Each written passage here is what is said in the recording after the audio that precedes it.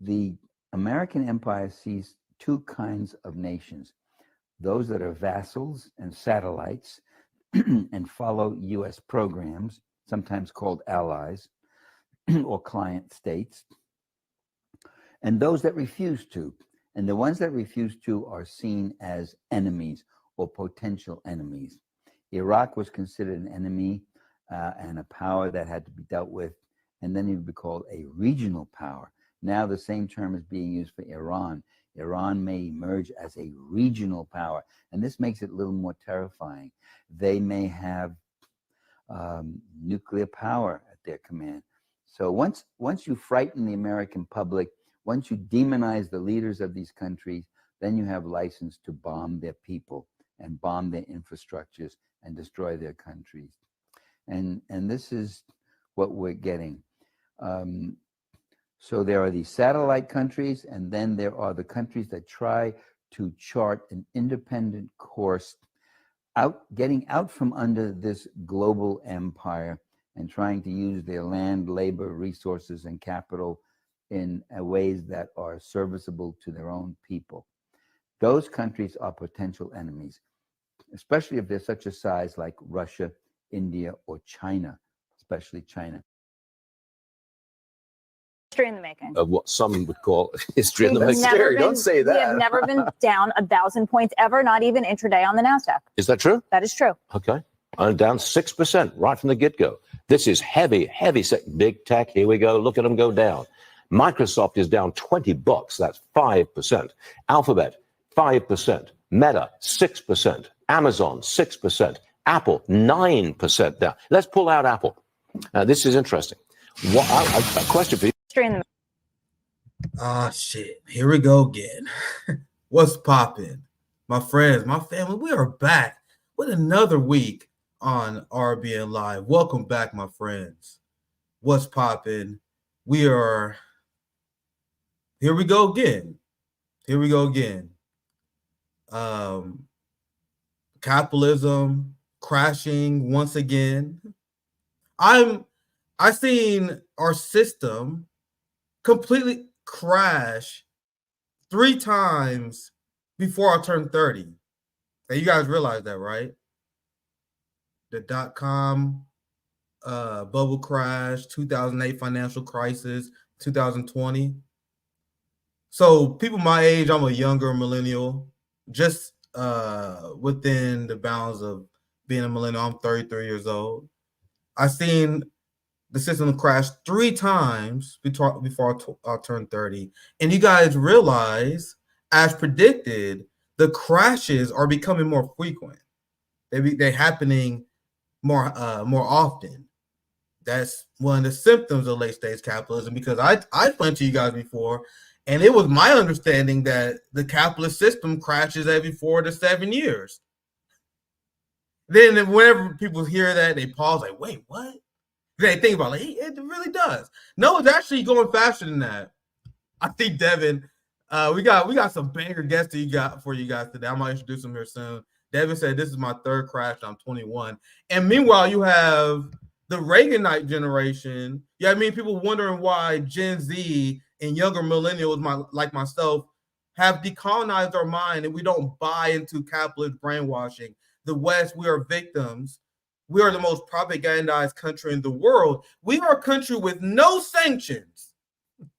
A country that stole trillions of dollars of wealth from Africa, from the global South, still got poor white people, still got poor working class people. Someone explained to me, the math is not mathing. Meanwhile, you have countries that are under sanctions, that have life expectancy rates that are higher than us, happiness rates that are higher than us. Cuba healthcare system rate higher than us. Their life expectancy rate higher than us. Where are the sanctions on the United States that lead to all the millions homeless? These constant market crashes. But I must stress enough, I want to introduce my guest here on this thought. It's by design. They're going to loot the Treasury again. Their greed knows no bounds. Every time we have a quote-unquote market boom, who comes out on top, my friends? The billionaire class. We had a COVID market disaster, and then Elon Musk makes a record amount of wealth during this crash. Jeff Bezos make a record amount of wealth during the 2020 COVID crash. You have Wall Street CEOs during 2008 that got $100 million bonuses. Tell me why they don't got incentive to keep doing this. I'm gonna introduce my guest now because I'm gonna go off. I'm about to go off because the worker's gonna pay for this. The capitalist class is going to loot. I have my amazing RBN partner, Zoya's Life, joining me. I also have amazing guests who I greatly enjoy their streams, their work. They do fantastic citizen journalism, great interviews as well on DD Geopolitics. Always great to be in community with you. Thank you for joining us on RBN once again. What's poppin', Sarah? The economy, it's popping. Waking up, I think you guys, they were all saying in the chat, I think this is my 5th crash, 5th or 6th. Yeah, man, it's literally, it happens I said 4 to 7 years, but it's becoming faster as we all knew, as we all predicted. It becoming more unstable. We are seeing the chaotic central planning model of capitalism fail over and over again. They're going to implement austerity, and they're going to make a ton of money. Arms industry, they make a ton of money. You have the border industrial complex that is booming. You have the police state booming, military industrial complex booming. It's working as designed. And I saw some people upset with me because I always use these moments of tragedy to educate. When they say, oh, this is crony capitalism, I'm like, sorry, man, who owns the means of production? Whenever there's anyone who feels any mild discomfort in a socialist country, oh my God, this is why socialism has failed. Even though they can't stop putting sanctions on these fucking countries. Show me an example of socialism failing without capitalism waging war against it. But despite that, they're like, oh, this is an example of socialism failing. But whenever something happens in capitalism, for example, medical debt, millions homeless, oh, that's the individual problem.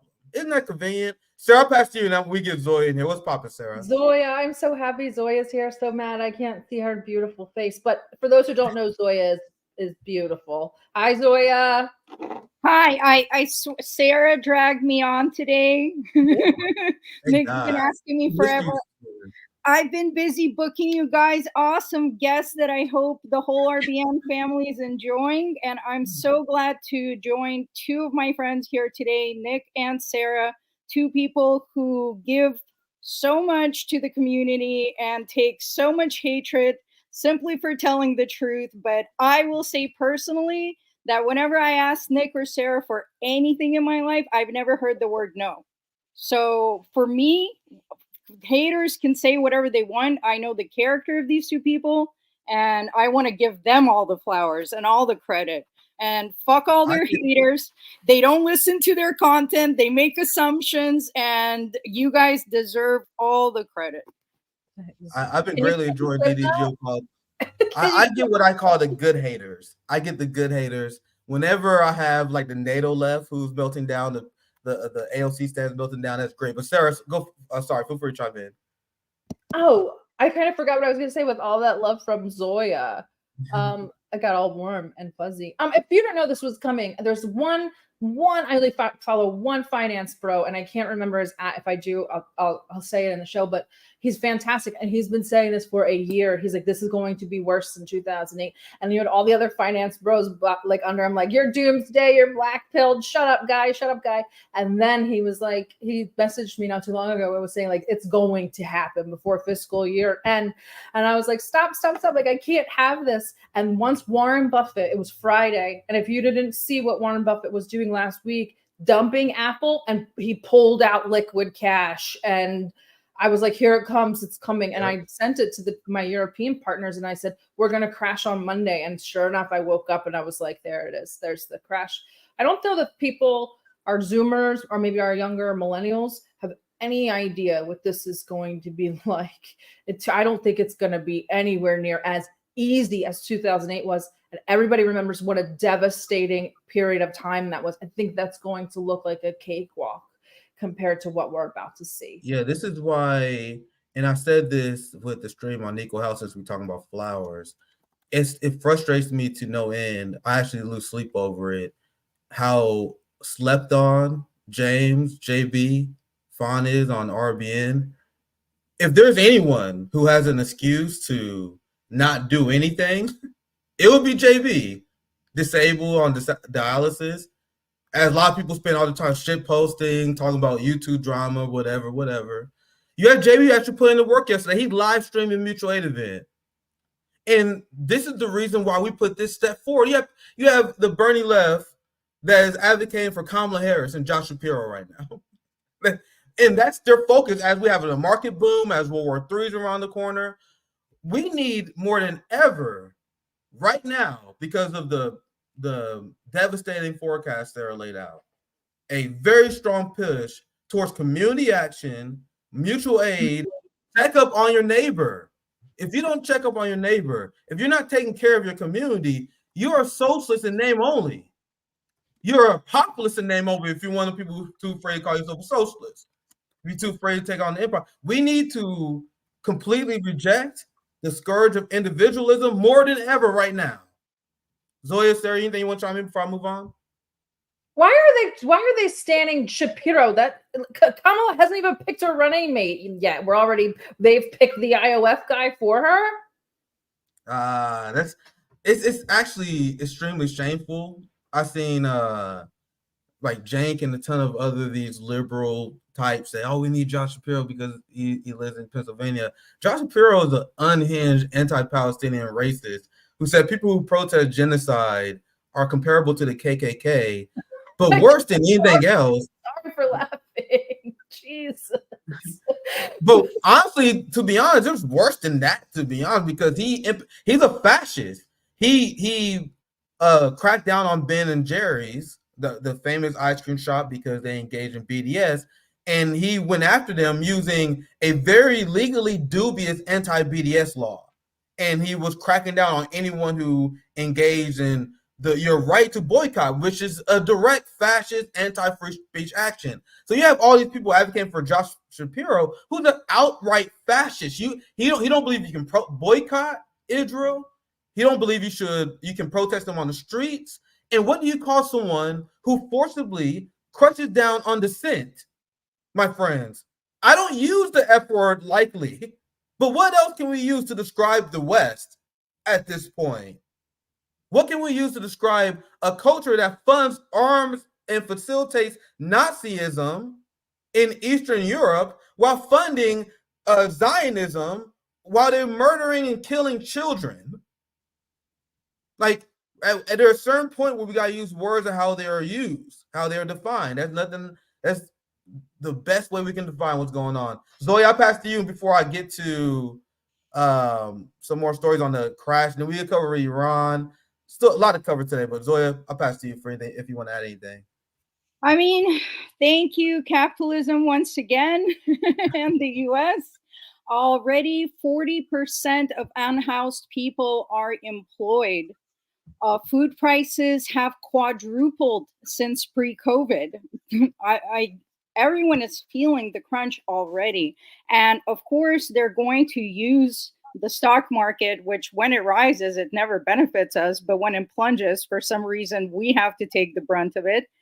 And all of these rich people know how to move their assets around. They're not going to feel any of it. But we are heading for some really tough times. And this is why I really want to encourage people, again, to organize and do mutual aid, because none of these people are going to come save you. It's been a while, so I got to do my Zoya reminder for all of you guys. No one's going to come save us. I don't care where you stand politically in the manufactured duopoly that people have been brainwashed into. Sabby just did a fabulous panel with K-Hive, with liberals, with Republicans, and they're just repeating mainstream media talking points. And to be honest, some people that are even part of RBN, some people I've been working with a long time, they used to sound like that. It's just a matter of information. Why are we going to cancel people whose hearts are definitely in the right place? Like all their hearts were in the right place. They want the same thing. They want liberation. They want stability. They want security. They want what people all over the world want. The only things that separate us are these mainstream medias that are propagandizing tribalism. And we're at each other's throats arguing about who's going to be better, Trump or Kamala, when we know Wall Street wins every single fucking election. And nothing's going to change policy-wise, whether we get Trump or whether we get Kamala. We're going to get hardline policy on the border, anti-immigration rhetoric, while they definitely employ immigrant labor with abuse, with low-cost labor that no one should be doing at all, plucking those fruits we like to eat from the fields in over 100 degrees temperature that's only getting worse. Meanwhile, they're getting working-class people to hate on migrants instead of hating on the people who are laughing on their yachts at all of us while we're destroying each other instead of building solidarity on things that definitely should unite us. And I say this for a reason, and I gave Nick and Sarah credit at the beginning for a reason, because I'm seeing as times are getting harder, people are turning on each other. And I want to let you know that that only serves the establishment. That every single act of solidarity, every single act of kindness towards your neighbors, that's anti-establishment. It's anti-hyper-individualism. It's anti this consumer culture that divides us. We are going to save us, and we are going to need us more than ever. So please, I encourage all of you to take some accountability and responsibility in your life. I know it's hard for all of us, and just do what you can and build some support for yourselves in the community. Very, very well said. And that my main focus right now, and I said it many times on RBN, I know CIA infiltration techniques, and I don't owe people benefit of the doubt. If you have an anime profile picture, I don't take what you say seriously on Twitter, to be honest. For example, like there are these people who don't put their face out there. They don't organize, and they just cause drama. And people just need to learn to stop feeding into that shit. Go outside and have real conversations with people like we do. Like when you go to a Palestinian protest, an anti-genocide protest. When I was at KU giving speeches, when you talking to people at these events, I'm gonna be in Chicago at the DNC convention, me and all my friends in the RBN community once again. When you show up in person, when you actually organize, and when you actually doing mutual aid, and you getting that positive impact, you don't feel the need to go on Twitter and trying to fucking start all this nonsense and drama and talk about YouTubers, which is what a lot of the frustration with some with a lot of left and even old RBN members with a session over that. Let's get organizing. Let's build a community, because that's what we're gonna need. We're gonna need our own government, especially considering what's to come right now. There's stories, and this is why I despise electoral politics. There was stories with Democrats and even progressive Bernie Krafts was bragging about how Kamala Harris raised $200 million over the last week. $200 million for what?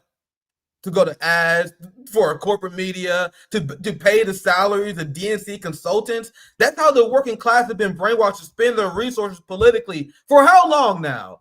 Until RBN came, and we were the first channel that talked about mutual aid, that was doing live streams on mutual aid, that was doing entire mutual aid live streams, saying wake up and stop paying attention to electoral politics. Stop supporting these Democrat charlatans. And because of that, I am still blacklisted. When the last time you guys see me on these big channels? I am blacklisted because I told these people they are unserious because they follow that and electoral politics. Sarah, you want to chime in? And we get to the topics, I promise. Sarah, I'm just so disenchanted with the United States election processes and the political systems that I'm barely even paying attention to it. But everything that you said, and it's just, I don't even really need to pay attention to it. I already know what's going on. I just look at the memes. It's pretty easy. Yeah, the best thing that ever happened to me when my brother was telling me, like, I'm voting with third party, fuck this shit, man. And that's the mentality that most people have. Like, not like I'm seeing all these people, and there's these polls that's probably bullshit. All these Arab Americans say, "Oh no, Kamala might be better than Biden." Like, that is a tortured soul, my friends. That's like, imagine how much you're willing to devalue your life by voting for genocidal scum like Joe Biden and Kamala Harris. Never in a million years will I will ever consider voting for a Zionist, voting for anyone who is responsible for imperialism in Africa, anyone responsible for crimes against indigenous people. The ruling class wants nothing more for you to devalue your life for them. Just foreign policy. You're just a one-issue voter. You get Democrats say that to me all the time. Oh, you come on, man. Why you being a one-issue voter? I want you to be a issue voter. They're not a issue voter. But anyway, we can get back to this topic because now I'm gonna show you. We're not gonna be on this topic too long because there's gonna be a lot of moving parts. It's more of a breaking stream because I saw the market crashing, and this is predictable. We knew this was gonna happen. This is just a predictable boom bust cycle. Like, imagine having a system that is so trash, they create a name for how trash it is. They call it a boom bust cycle. And I remember when they explained it to me, I'm like, what? They're like, yeah, sometimes things are good, and then shit crashes and everyone loses their money. I'm like, what? Oh, so we're normalizing it. It's like, it's just part of the boom bust cycle. We're just gonna have to do a bust and then we'll have a boom. Everything's fine. Well, I was always one of them kids that question shit, guys. That one shit never makes sense to me. And apparently, this system is so chaotic. I be hearing like, have you guys ever heard like the inner capitalist debates? Like whenever capitalists debate each other, it's always hilarious because it seems like there's a gross misunderstanding of their own system. It's so chaotic. Even they don't fucking understand it because we have a market that fucking runs on vibes. I was looking up on why this happened, and there's a lot of fucking theories. Like, what do you mean there's a lot of theories on why this happened? And so this is the theory I heard on Fox Business. They said apparently there was a lot of foreign investment that pulled out of U.S. stock markets because of the bad unemployment numbers. That's what I was gonna say. The bad jobs report. Everybody got too scared. They're too scared. So capitalists get afraid. So this is what happened. The foreign investors got afraid. Second and third jobs to spend time with their kids over the summer. That's probably. So Sarah, Zoya, let's think about what has happened here. There was a bad jobs report. The foreign capitalists got afraid, and now it led to a market crash. Yeah, like they weren't afraid before. A system that runs on fucking vibes. Amazing. So here's the chair of economic advisor for the Biden campaign, Jared Bernstein, who apparently have no idea what the fuck is going on, how this shit works. We can't go bankrupt because we can print our own money. It obviously begs the question, why exactly are we borrowing in a currency that we print ourselves? I'm waiting for someone to stand up and say, why do we borrow our own currency in the first place? Like you said, they print the dollar. So why does the government even borrow? Well, bro,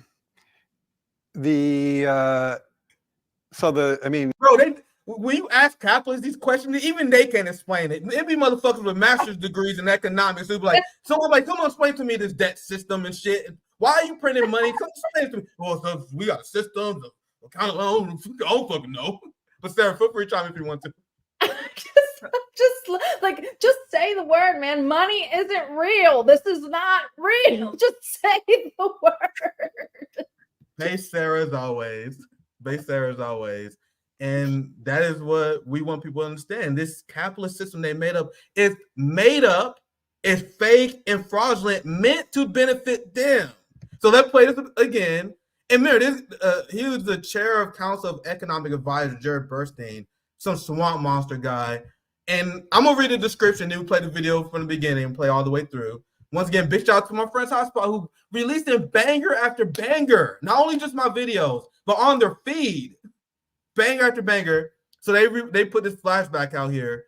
The chair of economic advisors for the Biden campaign has no idea how bonds work and cannot explain how the U.S. is able to print an endless supply of money. One of them questions that capitalists have a hard time explaining. I'll go back a little bit more. Why exactly are we borrowing in a currency that we print ourselves? I'm waiting for someone to stand up and say, why do we borrow our own currency in the first place?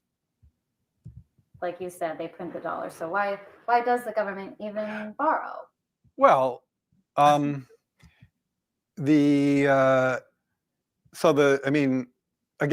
some of this stuff gets some of the language that some of the language and concepts are just confusing. I mean, the government definitely prints money, and it definitely lends that money, which is why the government definitely prints money, and then it lends that money by selling bonds. Is that what they do? They try to get a capitalist to explain how we're able to send so much money to Ukraine, but we got homelessness that we can fix with only $40 billion. So go ahead, Sarah. No, I'm just imitating the guy. Like, this is just like, where's my money? But like, I can't even with these people anymore. I don't know what we're doing. Ran by clowns, but let's continue. They sell bonds. Yeah, they sell bonds, right? Since they sell bonds and people buy the bonds and lend them the money.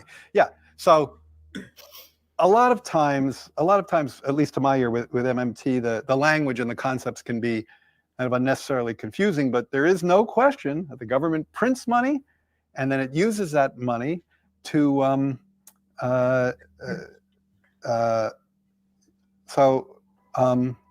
yeah, I guess I can't really talk. I don't get it. I don't know what they're talking about. To be fair to this guy, at least he's honest.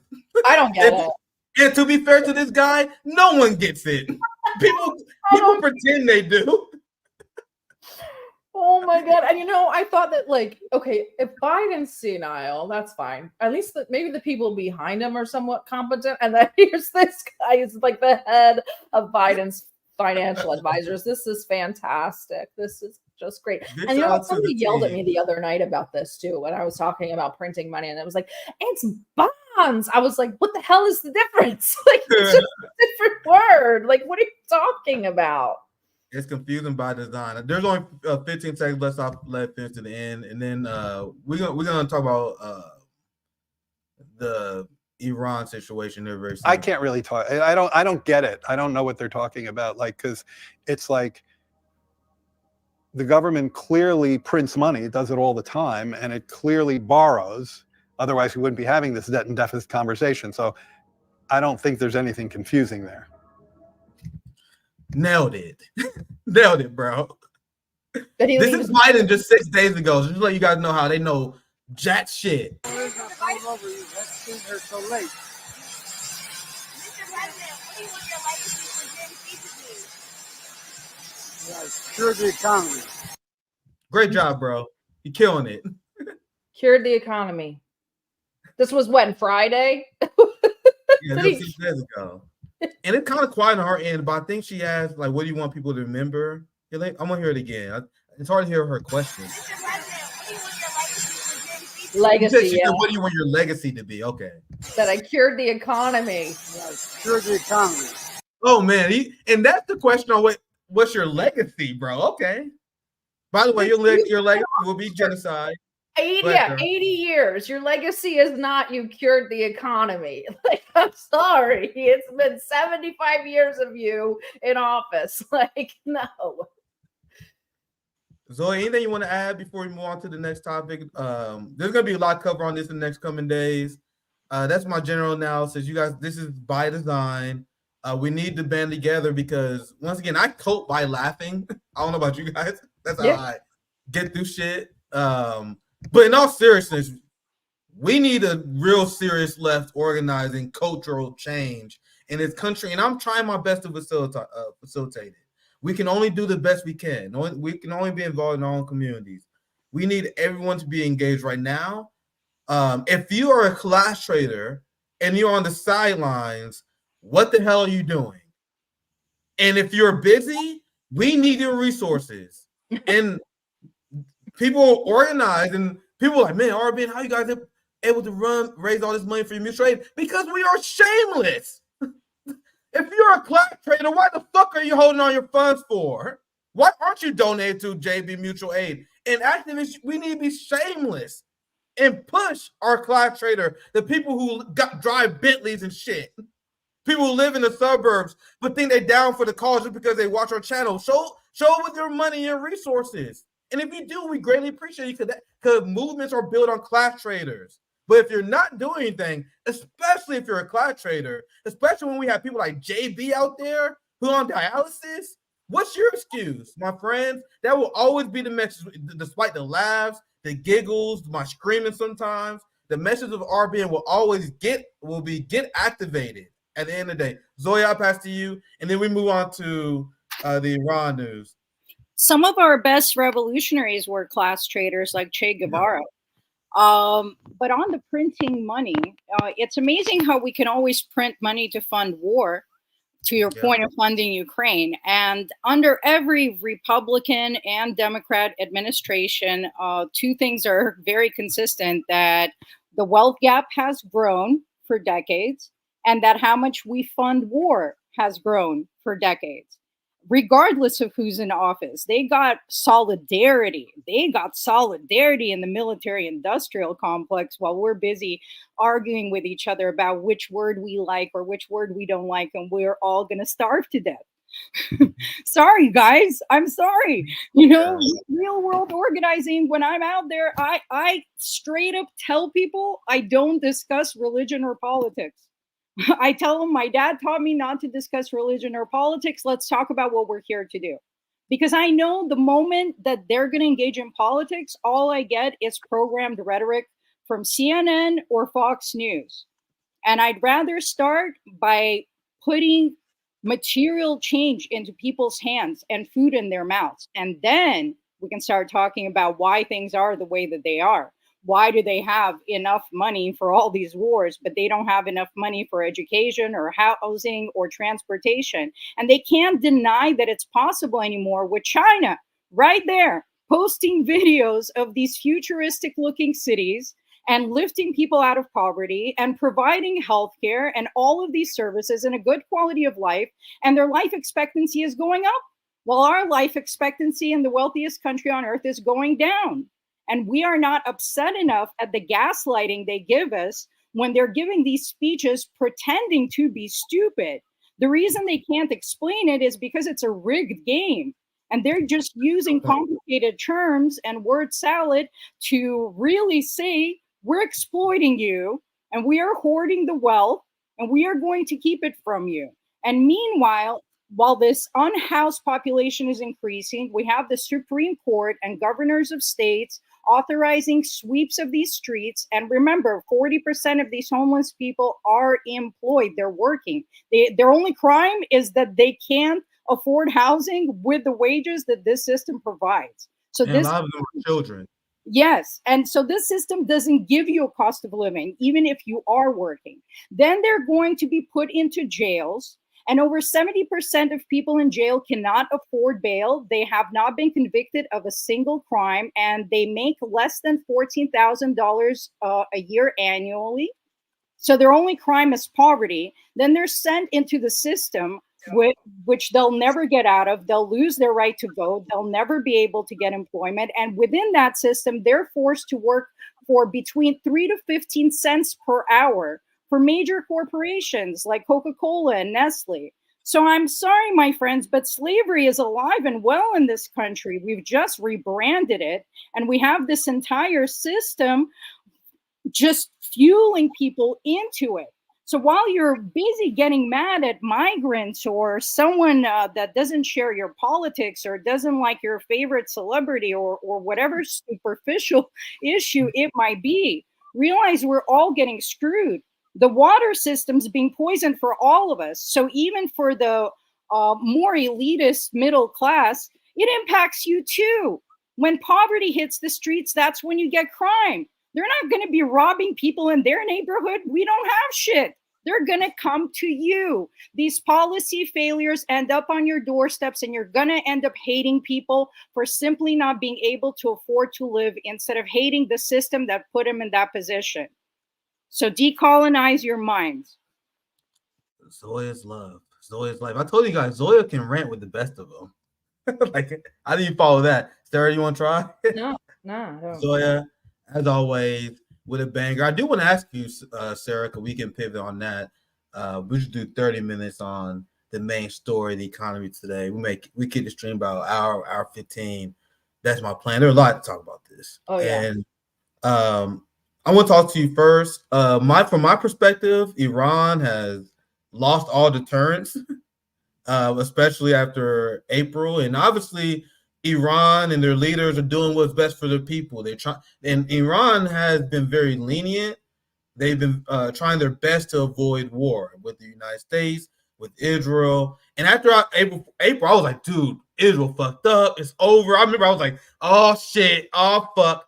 But Iran was smart, man. Iran gave them plenty of notice.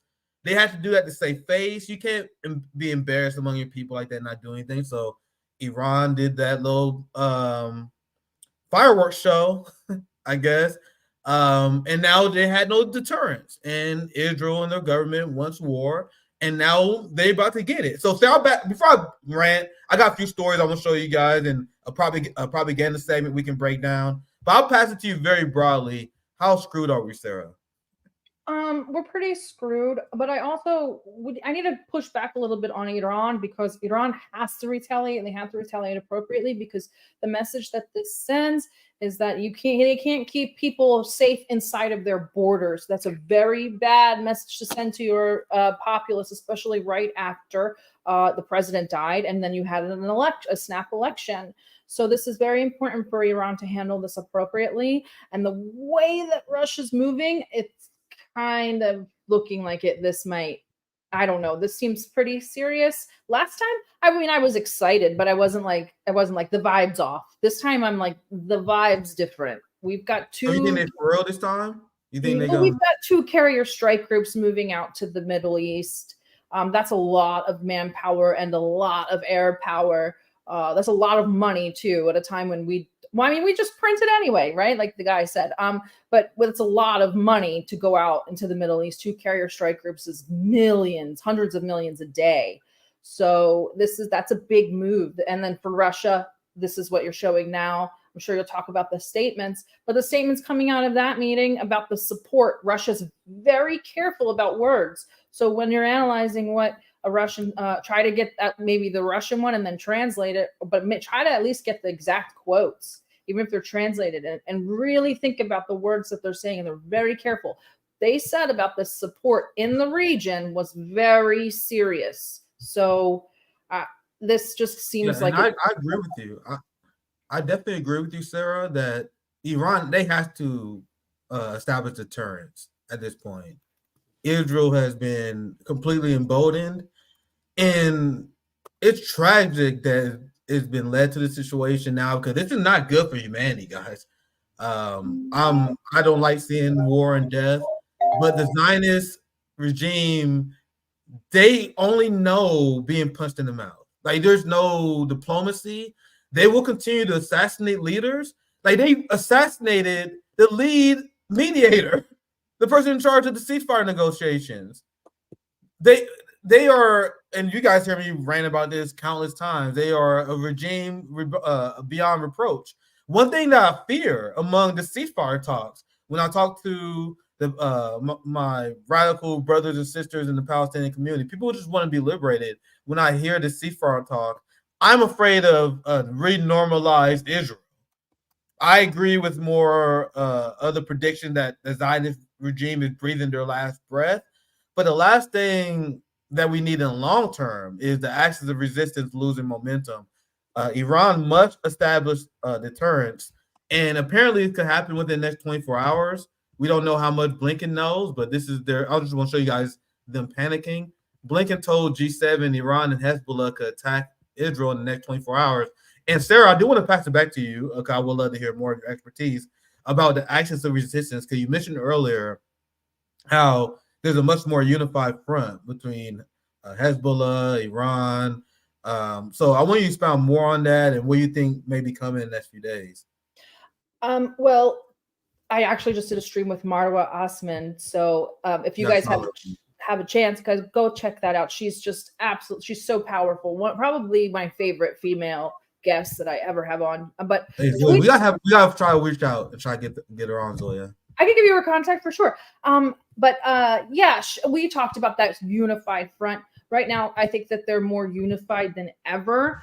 There is a very incredible tunnel vision focus that the axis of resistance has. They don't get involved in culture war crap. They don't get involved in propaganda, and they don't get involved in sectarianism, which is very important. So I think that they're very cohesive, and I think that the United States is having a very, very bad time trying to form their own coalition because they keep mentioning this coalition. A coalition will come together, but they're having difficulty. So this isn't looking good for the West. It really, really isn't. And I am usually a cynic, and I don't think it's good. I really don't. Zoe, anything you want to add before I continue?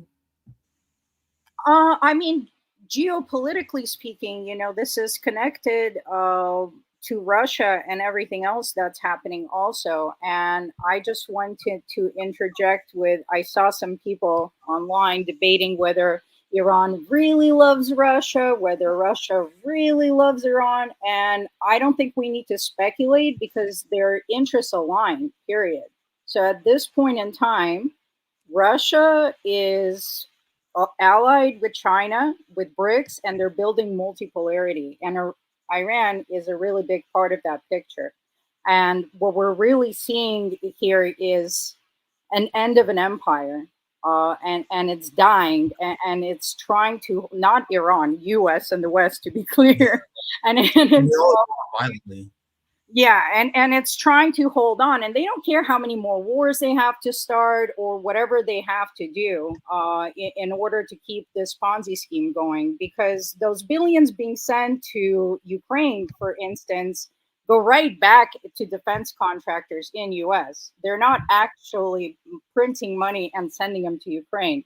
They're writing checks to themselves. Whenever they're talking about funding these countries, they're actually talking about defense contractors here at home manufacturing more weapons that flood the markets, that end up on the black market, that end up in other conflicts. And it just keeps spreading. And we're seeing a lot of terrorist attacks in Africa against all of these countries that have kicked out the colonizers and now are trying to establish themselves. And those terrorist cells have a connection to their terrorist cells in Syria, and they have a connection to the terrorist cells against Russia. And they're all Western funded. So it's all connected. It's all playing out, and it's all coming to a high tension. I think we might potentially already be in a World War III. I've heard some experts say that we're just in a different type of warfare, that it's not going to be like World War II because of all of the new technology. And I think it was called the fifth something. Sarah, you would know better. Sarah has military expertise. But that basically we are already in a World War III scenario. It's just being fought differently this time. Generational. Fifth generational warfare. Yeah. There you go. Fifth generational. Thank you, Sarah. Yeah. Yeah. Amazing analysis as always, Zoya. I said it before. I think when the history books are written, people will say World War III started last year. Mm-hmm. Probably. Like, because they discuss all the small escalations. And obviously there's still like, there's troop exchanging fire. United States troops are dying in the Middle East, for example. Sarah, I want you a chance to chime in with anything else. I know I got a lot to present, but I want to make sure you have enough time to chime in. Because you cover this a lot. You do a lot of great interviews with people that cover this. Any guests you want, just hit me up and I got you. I'll give you them. I'll give you their contact. All the fifth generational warfare thing, yes, and World War III, just like you said, they'll say it started last year. Dugan says it started. I forget the date that he says, the exact date, but he has an exact time, and it's when the counteroffensive, the Ukrainian counteroffensive failed. That was the official start of World War III for the West. I don't know what people want to give their thoughts on that, but maybe. Yeah, and this is why I agree with their analysis that Iran is much more likely to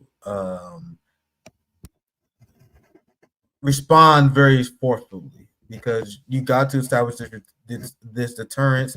And it also was very embarrassing for Iran, if we're going to be honest, the fact that Israel could even accomplish this. So they can't let this stand. Here's the headline for people only listening. Iran says it has duty to punish Israel over killing of Hamas leader in Tehran. So what I'm gonna do right now, I'm gonna show you guys, because we are like waiting for this attack to happen. I saw this segment literally short as I was preparing the show. Like, their meltdown is hilarious. So obviously everything they say is false. So let's break down what they say. This is Fox News panicking over this war that Israel started. They about to get their ass kicked. But I don't like celebrating stuff at the end of the day because it's gonna come with a cost of a lot of human lives, man. And that's just sad at the end of the day. Not the settlers, but that there are gonna be a lot of freedom fighters that are gonna have to sacrifice their life to end the Zionist regime, and that's never likely to talk about. So let's listen to this. Let's see how much we can stomach. Feel free to chime in anytime you want to, Sarah, because they're gonna say a lot of bullshit here.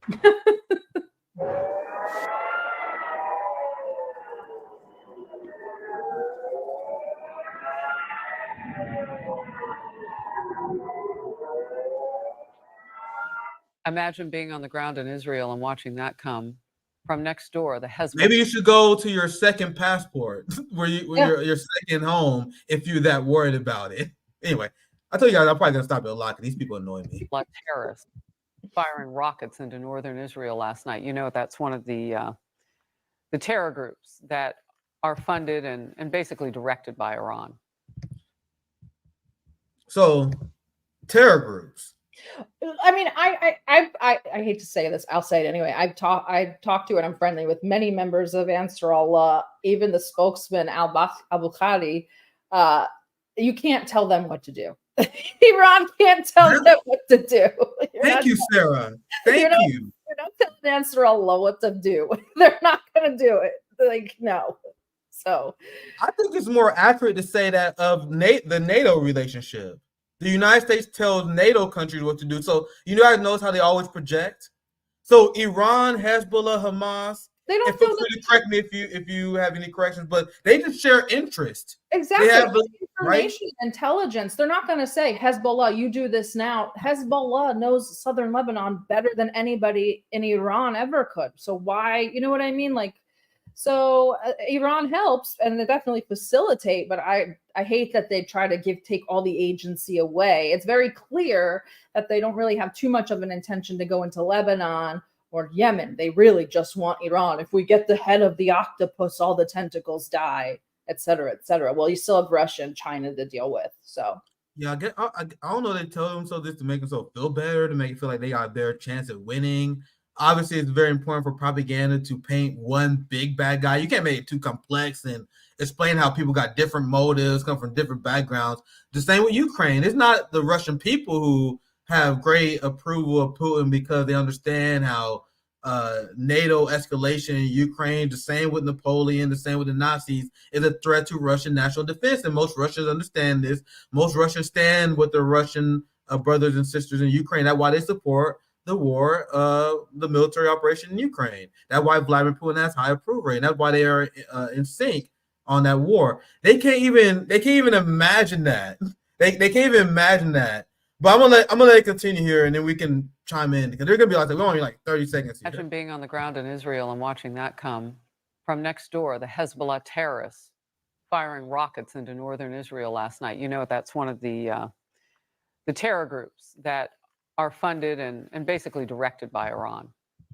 So last thing I want to say on the terror group thing, we talk about definitions of terror, but Israel is the military group that literally rape Palestinian men to death, annually rape men to death, shoot children with a bullet to the head.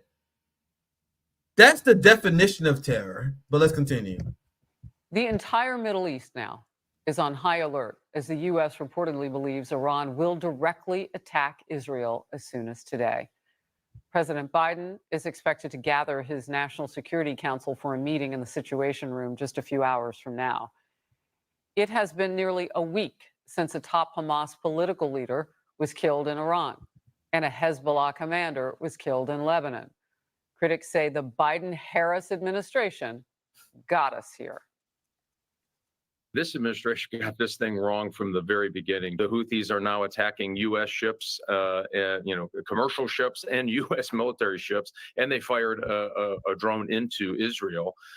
Iran funds Hezbollah, they fund Hamas. This could have been completely preventable. This is an absolute disaster brought to you by really bad decisions by the Biden-Harris administration.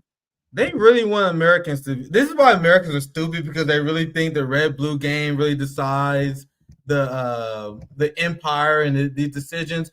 Trump killed General Soleimani on behalf of Israel, and that led to direct escalation and led to United States troops being attacked.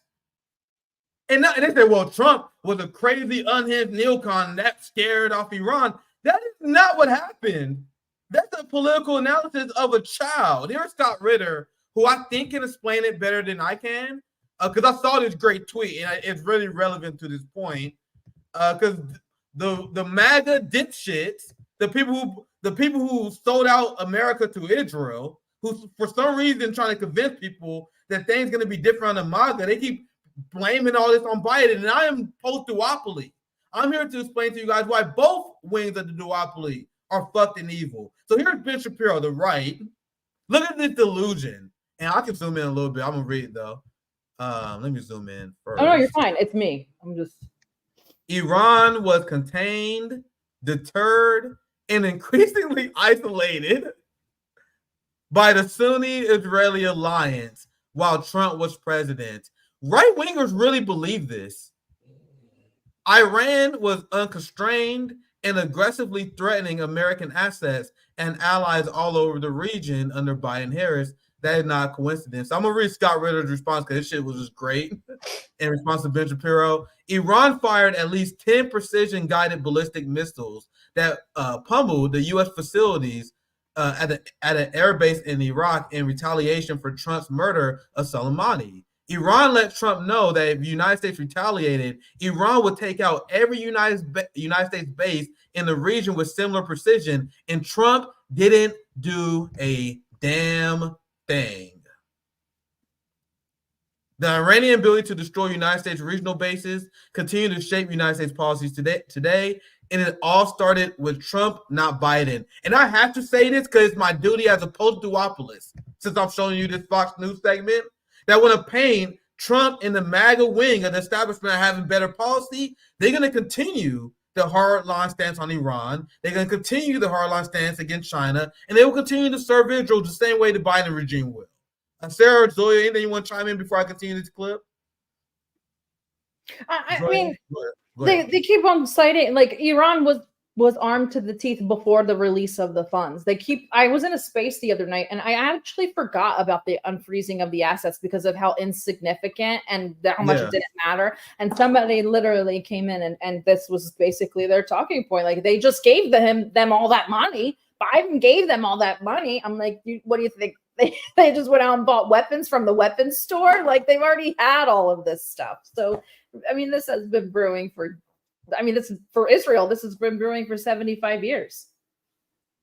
Yeah, Zoe, do you want to chime in? You can pass it to me, but I just want to make sure. Anything you want to chime in, Zoe? Going once, going twice? I'm waiting. I'll come in hot when it's time. Yeah, Zoya comes in at the end and fucking wraps every single segment up with a bow. You love to see it. So I don't know how much more I'm gonna watch of this. Maybe another few minutes. The whole segment is bonkers, but this is how the neocon establishment think. This is how they brainwash Americans to think. That's why they're opposed to show that half of Americans view China as their enemy. It's our obligation to educate and destroy and debunk this propaganda. So that's what we're attempting to do. So let's continue. And our nation is boosting military presence in the region. So I just had to pause at this point. Do Americans not think anything wrong with this picture? U.S. Navy assets in the Middle East. Where? You had United States troops attacked and killed in Syria and United States. And then Fox News and the neocons, they say the reason why United States troops was attacked was because they was directed by Iran. Now, let me ask you guys a question here. If there was North Korean troops marching Main Street, if there was Russian troops marching Main Street, let's say there's Russian troops on Madison Square Garden or Times Square or whatever, right? Would the United States need the UK or France to tell them to take those motherfuckers out? That's Syria and Iraq. Fighters in Syria and Iraq do not need Iran to tell them to attack United States troops that are legally occupying their country, you deeply unserious children. Because America believe, at least the right-wing and liberal establishment, because I told you guys I watch an unhealthy amount of this shit. I know exactly what they believe. I know everything they say. I know everything they believe, and it's bullshit. They believe that the only reason United States troops are being attacked is because Iran is telling them what to do. Instead of this nonsense. The same way they try to pretend that China is the aggressive one, as they got U.S. military bases surrounding China.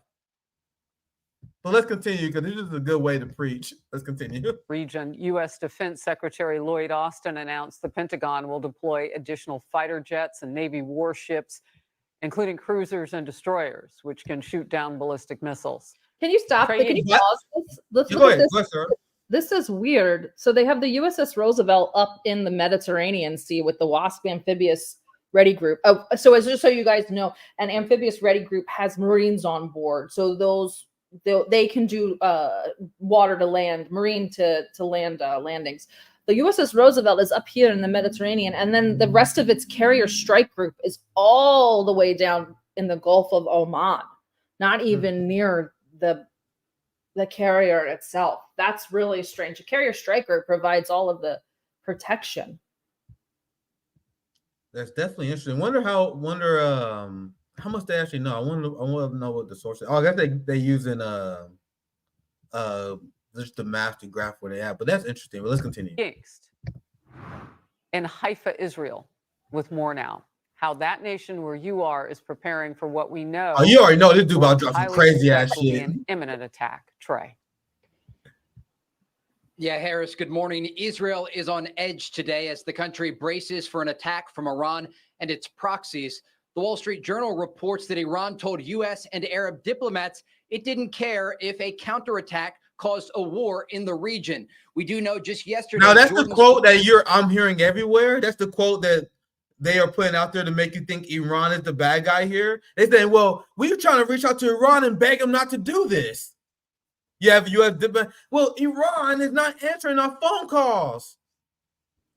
And the step that you guys needed to take to prevent this was to stop Israel from assassinating people and breaking international law and causing a genocide.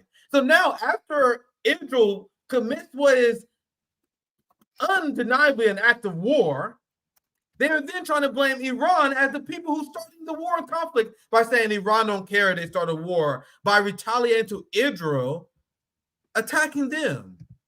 The hypocrisy is disgusting. I'm gonna continue. Foreign minister traveled to Iran for a meeting. President Biden scheduled to speak with Jordanian King Abdullah II today, but there has been very little public Iranian interaction with those trying to avert a crisis. With this in mind, Israel is taking steps to prepare for a prolonged conflict, as reports indicate the initial Iranian response could come in waves and include extensive missile and drone attacks. Iran's top IRGC general saying this today. When it receives a firm response, it will realize it has been wrong. They keep making miscalculations. They repeated this mistake this time too.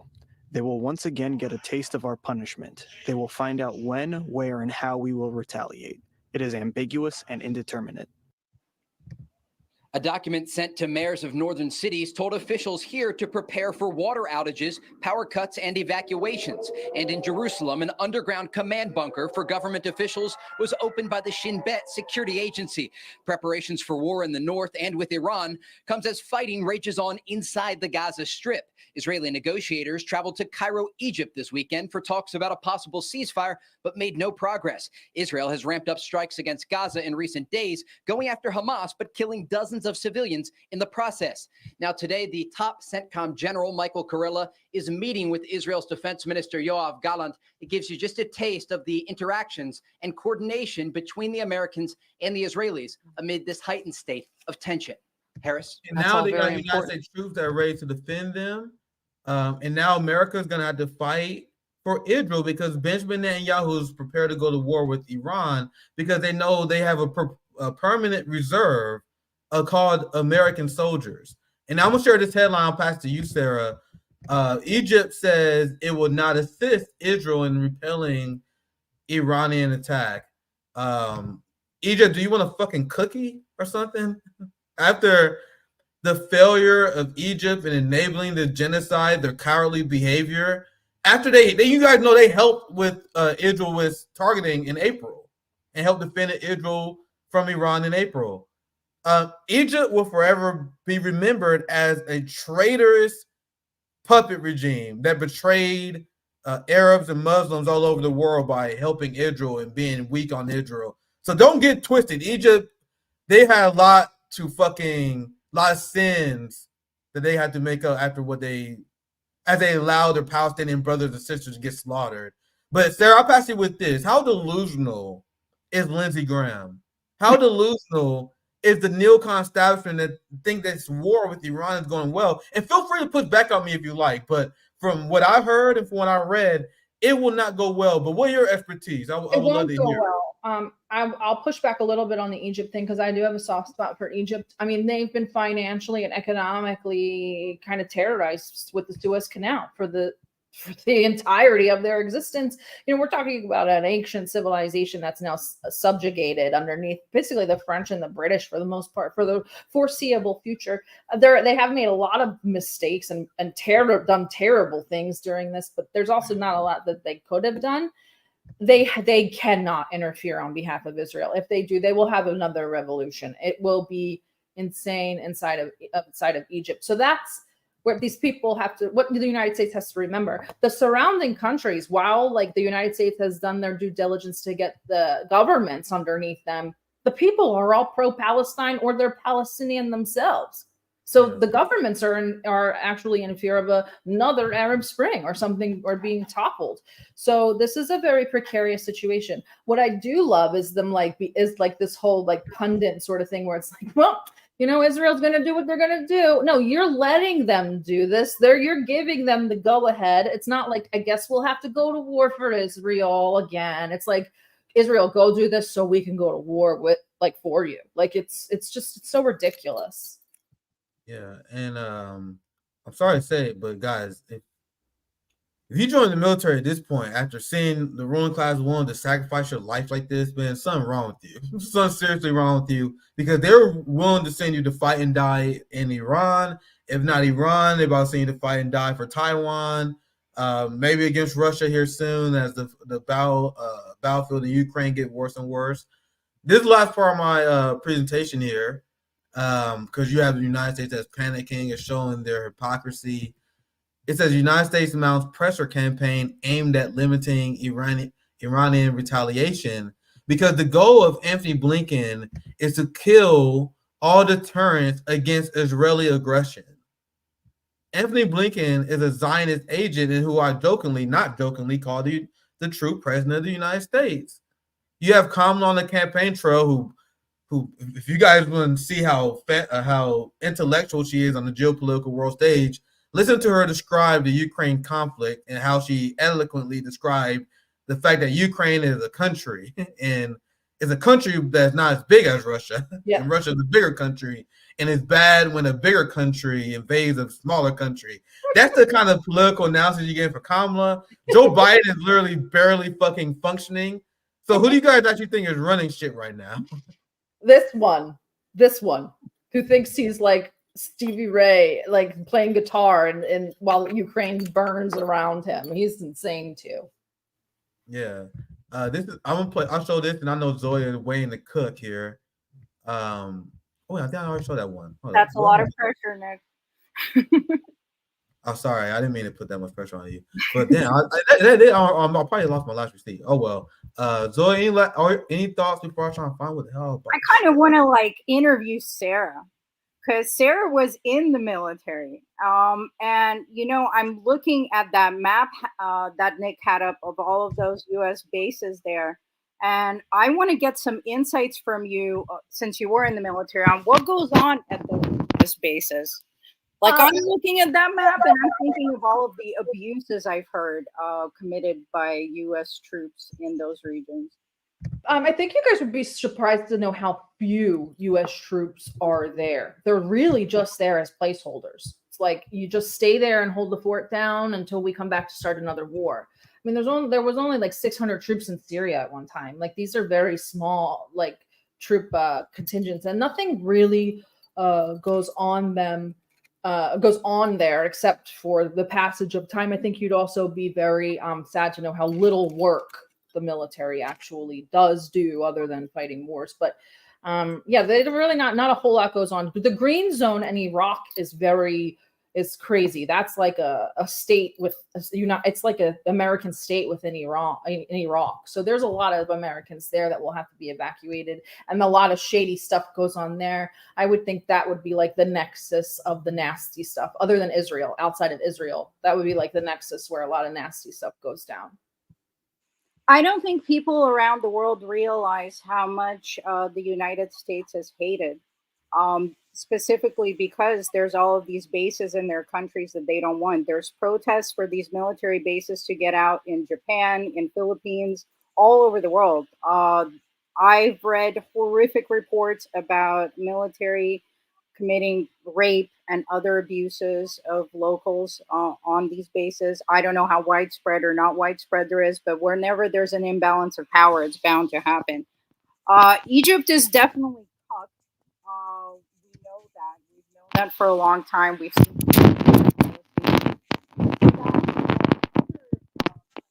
Your audio breaking up, Zoya. Oh, sorry. I was saying that Egypt is cucked, and you see it from other countries like Jordan.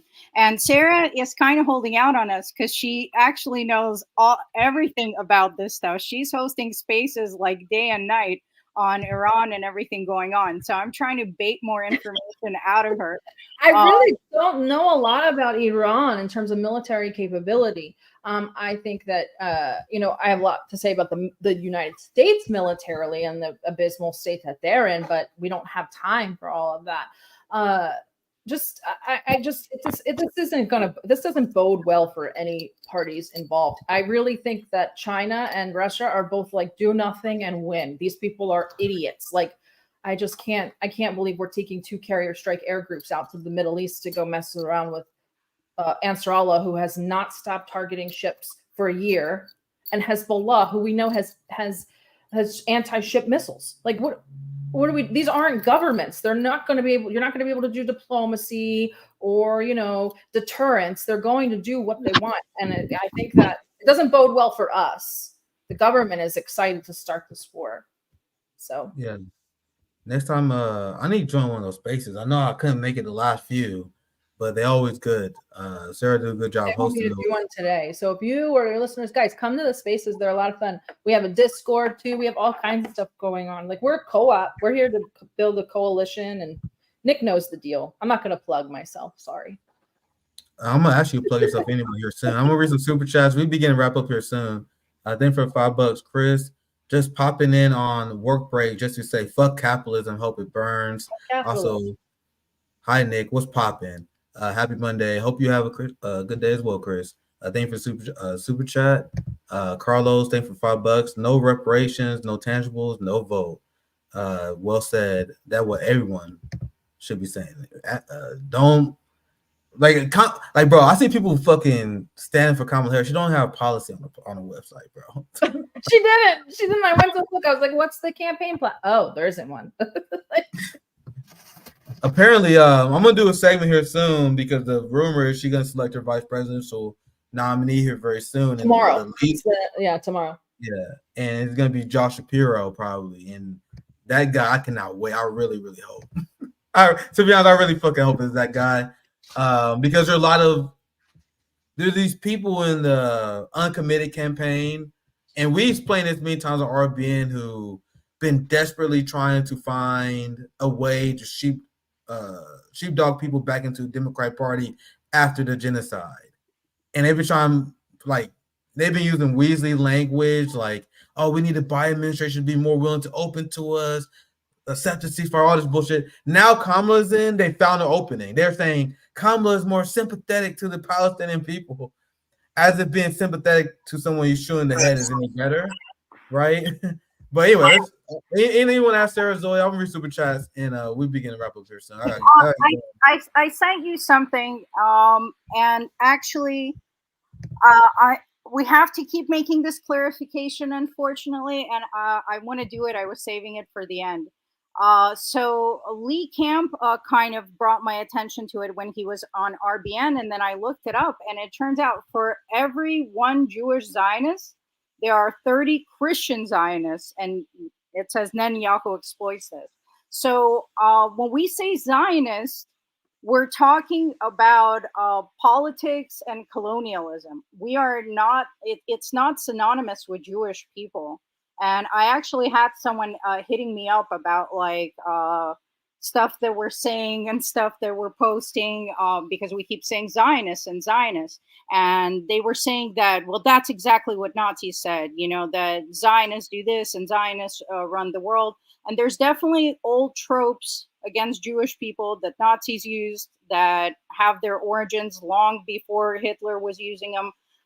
But the same people that were doing the Crusades for centuries and trying to get Jesus land are still obsessed with that piece of land.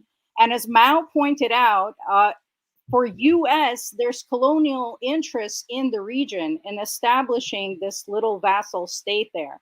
So it's not the Jewish guy at the bagel shop or some Jewish guy that's struggling to pay his rent that's controlling the world, or the politicians, or ever the target of anything we say when we're talking about Zionists. Plenty of Jewish people are allies and are anti-Zionism and hate the fact that their trauma and their religion is being used to justify colonialism or genocide. And those are our allies. And it will always lead back to class interests and colonialism and imperialism with where people align. So there are Jewish people in power, and they are Zionists, and they are doing these things. But that never represents, just like Obama didn't represent all Black people, that never represents working class people who are struggling just like you, that don't have control of shit and hate everything that's being done in their name also. Yeah, that's why. Go ahead, Nick. Go ahead. Oh, my bad, Zoe. But that's why I called out Nick Fuentes, and that's why I think their little group are ops. Because what they do exactly what the Zionists want. They want people to associate the critique of Israel with white nationalism, white supremacy. And Nick Fuentes makes it about the Jews, and I clap back at him, and I think I shut him up when I explained, like, how can you claim that it's about the Jews when the main driver of Zionism is white evangelical Christians? That doesn't even make sense. And there are people say, hey, Nick, you keep calling out the Zionists. Why are you afraid to call out the Jews? Kind of like, how am I supposed to call out Mitch McConnell then? Because Mitch McConnell is a Christian, but he's a big driver of Zionism. He directly gives money to Zionism. So calling out the Jews don't even make sense, because that means you leaving out Kamala Harris, who took $5.3 million from AIPAC. Joe Biden is a Catholic facilitating the genocide. So saying that it's Jewish people like Nick Fuentes and the ops they do exactly what Israel wants to do. That they do their bidding, and we gotta be clear in the language. I'm glad you brought that up. Sarah, I'll pass to you for any last thoughts. No, but I love that article. Thank you, Zoe. I'm stealing it, and I'll probably write a thread about it, because we have gotten a little bit off the beaten path in our discourse. Not ours. I'm saying the collective ours on Twitter, especially. And there's, we're starting to see the pendulum. They're using it against us. Sorry to interrupt you, Sarah, but to be clear, we do need to keep clarifying, because the Nazis are trying to use our rhetoric and insert anti-Semitism in that. And that only serves the establishment. And they're almost like a psyop trying to tie in anti-Zionism with anti-Semitism. You know they psyops because those same people that do it, the Jake Shields and the Nick Fuentes, they Trump supporters. So like the fuck? It's like the most obvious psyop ever. So you critical of Israel, but you support the biggest Zionist, one of the as big as Zionists as you can get, to be clear, I should say. So they're actually here to do the bidding of Zionism and colonialism. But Sarah, I'll pass to you. Anything else you want to add? I don't, but Trump just announced that Iran will be attacking tonight. So Trump says that it must be so. Looks like we won't be sleeping. Well, I won't. I don't know about you guys. Maybe they got some classified intel. Because Blinken saying the same thing, Trump saying the same thing. Maybe true, but who knows? I know I'll be watching. It's gonna be wild. I'm gonna be reloading, refreshing all these tabs, all these newsletters, all that stuff. It's gonna be wild. Sarah, I want to give you a chance to promote DD's Geopolitics once again. Great work. Yeah, go to ddgeopolitics.com. Yeah, go to the .com, ddgeopolitics.com. Hit the find us. We are everywhere. We're going to be doing a little bit of a collaboration with the Venezuelan Communist Party. So we're getting ready to announce that. It's like a little just support collaboration for them, mutual aid kind of thing. Yeah, so whatever, get involved, guys. We're always here to help, here to share the platform, here to share resources. We're not class traders though, but you can still use our resources. Zoya, I'll pass it to you. You know I'm going to have a final rant.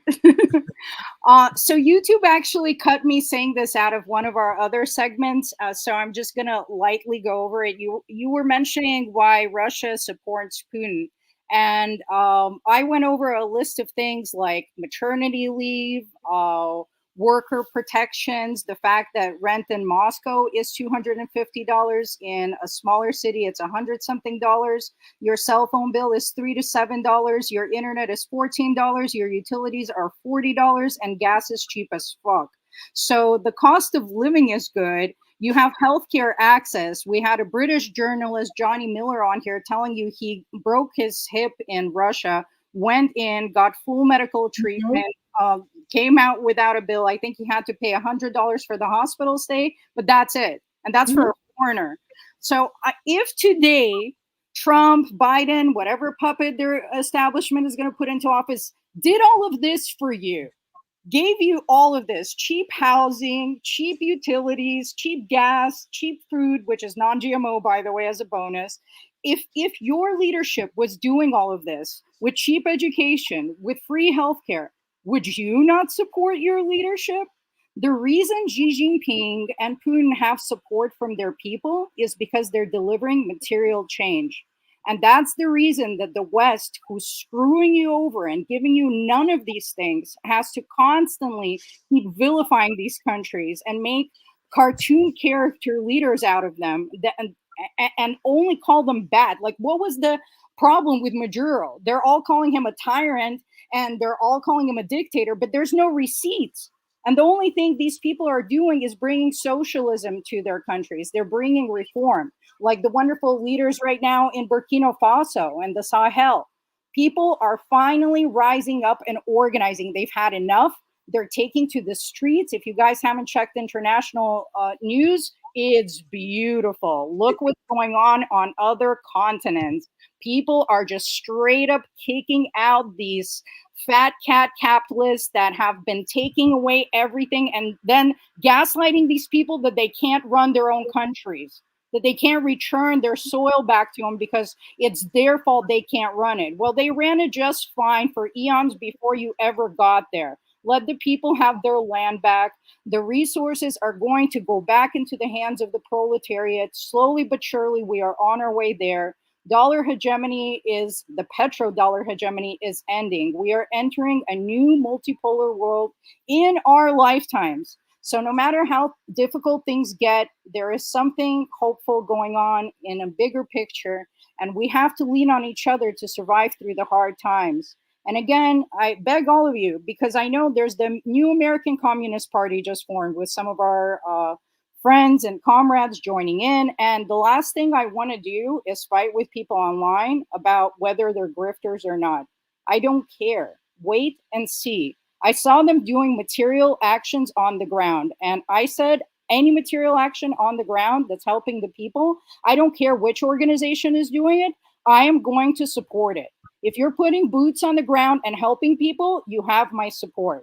As far as purity tests, I'm not here for that. I don't have time. There's people dying. I can't do it anymore, guys. You guys have your purity tests. You guys can be mad at whoever you want, but here we go. We have JB in the streets. JB who goes through dialysis, doesn't make any excuses, organizes. People are getting rained on. He got them raincoats. People, he put in Neosporin. He put in basics. I watched the stream. It's beautiful. That's it. I don't care what else about JB I need to love or hate. We're all multifaceted creatures. JB's out there feeding people, helping people, doing the work. That's it. He has my support. And anyone else that's going to get out there and help people is going to have my support. Enough dividing us. It's taking up too much time. It's taking up energy, and our energy should be going to building. So I want to end on saying, don't be like US. Be like China. Don't destroy, build. Zoe is love. Zoe is life. Well said as always. Very beautifully said. And once again, I cannot stress enough at how proud I am at my brother JB. This was the event he live streamed yesterday. JB doesn't nearly get enough flowers and love that he deserves. Because if there's anyone who has an excuse not to do anything, it's him. And look at what he's doing. So we laugh and we cry at these streams. But at the end of the day, this is what I want you guys to do, get mobilized. So thank you guys for watching. Sarah, any last thoughts you may have? Anything else you want to plug, promote? No, but that was beautiful to see from Jay. And Jay and Rome are always out on the ground. And the ACP was out this weekend in their communities as well. So yeah, it's really good to see this sort of community building and mutual aid networks. Like it's happening finally. Things are happening. They're happening. Don't miss them. Like people, don't miss them. Yeah, and it's easy to get overwhelmed. And what keeps me going is I know I'm just one foot soldier for the revolution, doing the best I can, even now spreading revolutionary education in between. And if everyone did that, if everyone just did what they could do in any capacity, we will get things started really quickly. So thank you guys for watching. Tomorrow I'll be back with honorary RBN member and my good friend, comrade Missy. So you already know we're going to have another banger rant stream for you guys tomorrow. Make sure you guys check out Sarah from DD Geopolitics. Definitely guys have you back on soon. It's always great to have Sarah on. I hope you guys enjoy it. Make sure you like and subscribe. Take care, my friends. Peace out.